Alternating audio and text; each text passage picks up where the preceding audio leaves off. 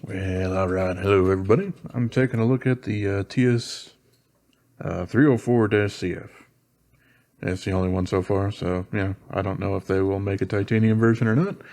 But yeah, this is a Mazwan Mokhtar design. It's not actually on the inside, so it's got that on the blade there.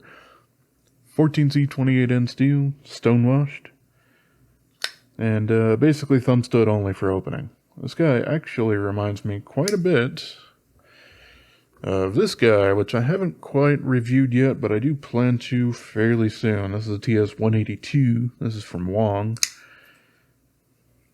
There you go, and this one's an M390 with, tape glue just for you. The way this does remind me of, well, it both does have thumb studs on there, but yeah, we have nested steel liner and lock bar sort of things kind of going on here. The 304 does have liners on both sides, whereas the 182 does not. But yeah, just kind of wanted to bring that up just because both of them do have thumb stud deployments. The thumb stud deployment on this is quite a bit easier because it doesn't have to try to compensate for having a flipper tab. So, super nice and easy to deploy, which is pretty good.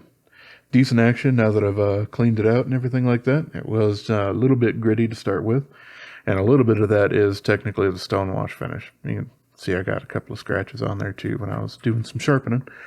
But okay, so yeah, I do like this guy quite a bit, but there is a significant flaw in the design, and I kind of wanted to go over that and to bring the Barracuda back in because this also suffers from the same problem.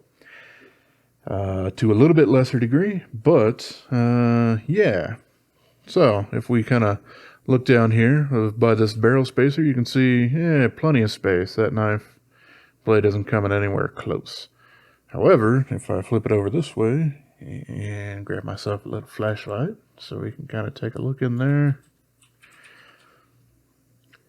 There we go. Yep, blade is dangerously close to that barrel spacer. And yeah, we do have blade wrap on this thing. Yeah, you can see that's a nice dull thing. And this is after I've sharpened it up once, then noticed that and sharpened it up again. So it will work itself out after I sharpen it a few more times, which I'm probably going to try to do because overall I do like this knife, but having a super dull spot there is some bullshit. And yeah, this was something that I did kind of miss a little bit from my review here of this Barracuda. This is the dash up version. And it's a little bit better, but you can see that right there. That's hitting the spacer back here as well.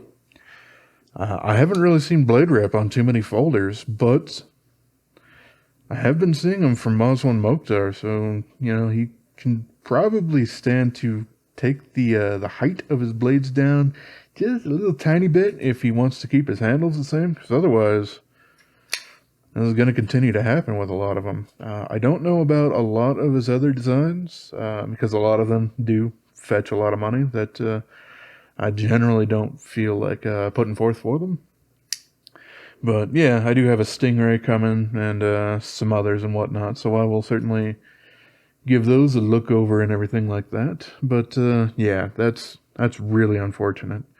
And this will end up being a little bit more of a problem over time if your pivot does start to become loose, because then the blade will slowly drift out of center there and hit more of that barrel and dull that part of the edge. Otherwise, I really do like this knife. It does have a back spacer there, which is interesting because it also does have the thumb studs. But that's okay. About the only other thing I can really think of off the top of my head that I don't like right away is how pointy the back end is here. I am very seriously contemplating just rounding that off on a belt sander or something like that. Because, yeah, if you have your hand anywhere near the back end of there, it's very sharp. Not something you really want.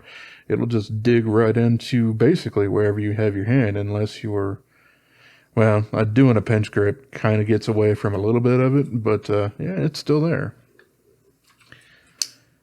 You know, you're not going to be able to take off much because of that back spacer is quite far back, but yeah, I'm still planning on rounding that off. Yeah, that's what I wanted to talk about with this guy. This one is in 14C28N, but since it most of the time still fetches prices over $100, kind of wanted to speak on that for anybody actually looking at this thing.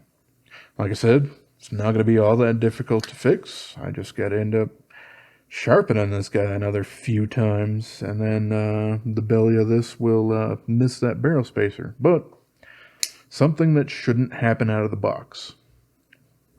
But I've seen it happen a couple of times from a designer. So there you go. All right, that's all I really had to say about this guy in particular. So as always, I appreciate y'all for watching.